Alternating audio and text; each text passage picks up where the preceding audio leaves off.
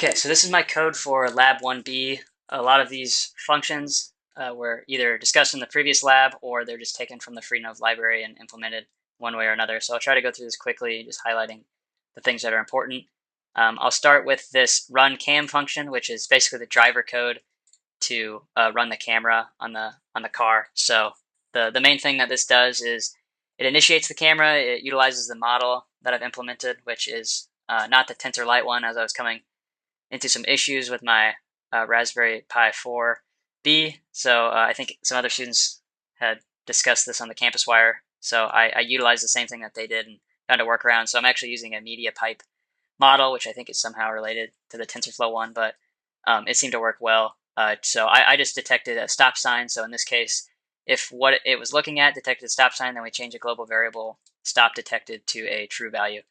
And that's utilized later on in the sort of driver code in order to check and see if what you're looking at is a stop sign, and then if it is, we do certain stuff off of that. But we'll get to that later. I have a few functions here for the map. So this is basically just handling those trigonometry sort of instructions that were outlined in the instructions for the lab. So you'll see that I initialize a grid to a NumPy array of zeros, 161 by 161, and basically I'm going to check from 30 to 150, which is really negative 60 to 60 degrees. And then starting from left to right, I'll check every 3 degrees. I'll change the angle, get the distance value, and then based on that distance, we'll plot it to our grid using, like I said, that trigonometry that was shown in that video.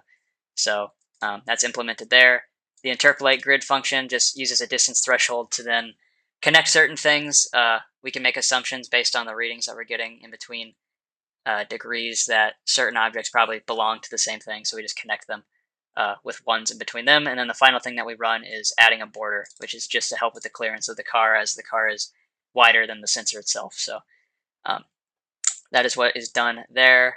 The next thing, these are just some helper functions in terms of maintaining and keeping track of where the car is and where it's going. So we have an update local target function, which is just going to do that. It's going to update it, but it's going to call upon translate to local, which depending on the car position, orientation, and the global target is going to translate that position that we're currently in or the global target into a local target for our A-star algorithm to run on, depending on where the car actually is.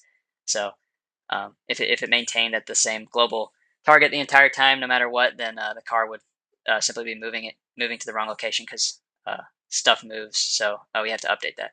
So that leads us right into the A star function that I implemented. So the only things that I will highlight here is that I decided to just take the first 75 movements. So although the A star that I ran was getting from our current point to our target, our local target, which in many cases was either the global target or, well, it really is the global target. It's just what that global target is to our car's local position.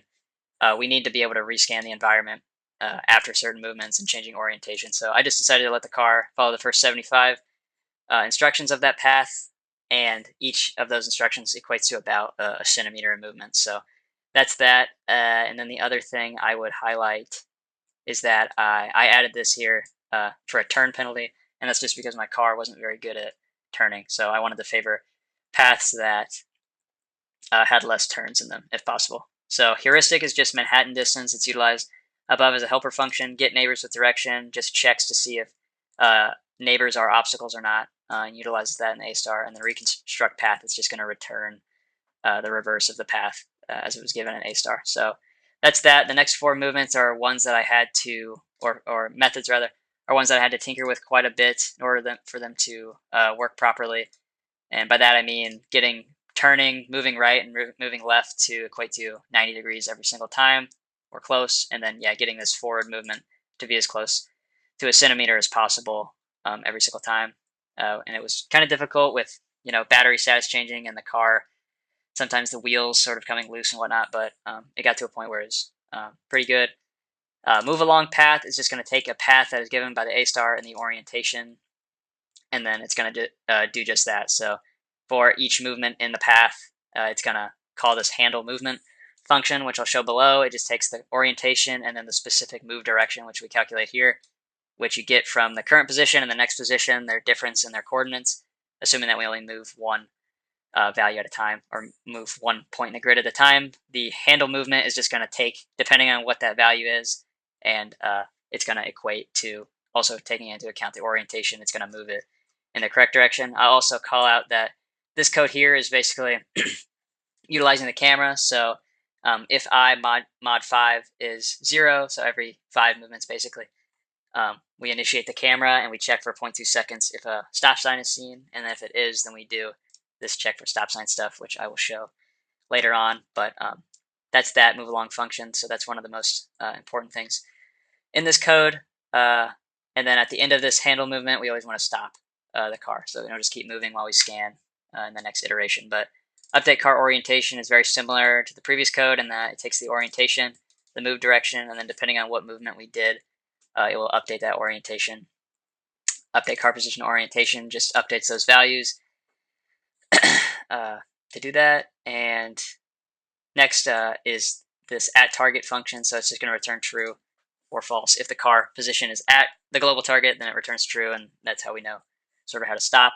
Check for stop sign. So this is what's done if we actually do detect a stop sign, and in that case, it's going to run the buzzer for 1 second, or rather, it's going to run it for 1.5 seconds, and then it's going to stop the car for 5 seconds before continuing on along the path. So that's what that does. And then finally, this run method. You'll see that in the main, we give it some initial values. So the car start position is 80, and that's the global car start position, as the local car start position is always going to be 80 anyway. But we automatically are going to give it the orientation of up, and then this value here is what we change. So this is where globally we want the car to end up. So since our A star code is taking in a local target, we get that local target based on what the global target is, the car's position, and then the orientation. So on the initial first run, the local target is going to be the global target because we haven't done any movement or changed orientation or anything like that. So we get those values, and then we're going to run A star on the initial grid that we get down here in main, keeping in mind that we're always going to be at 80, which is the bottom middle of the grid, and then going on that local target and then taking the car orientation. We then want to update those values, so the car position has changed, the orientation might have changed, and then if we are at the target, then we will break out of the loop. If not, then we want to rescan and get a new map, and then that's going to continue to run until we are at the target. So.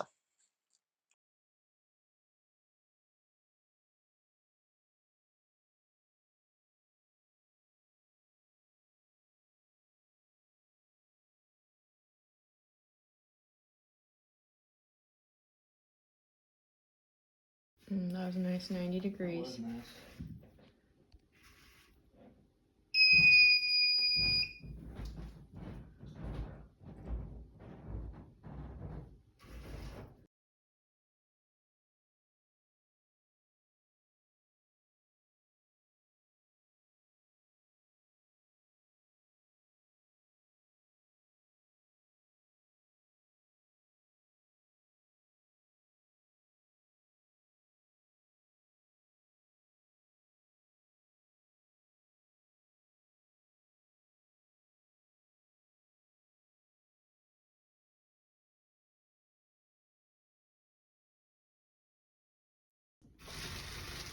I'll show the stop sign.